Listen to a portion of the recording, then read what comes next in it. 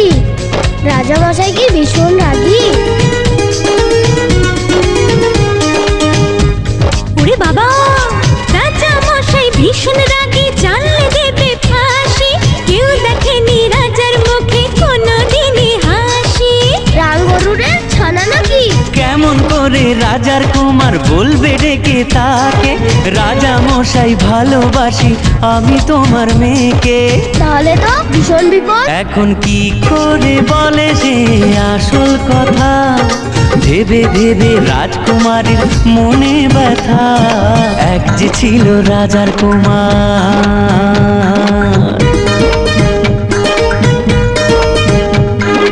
ওদিকে সেই অন্য দেশে রাজার কুমার এসে বিয়ের কথা বলতে এলো হবু জামাই বেশে।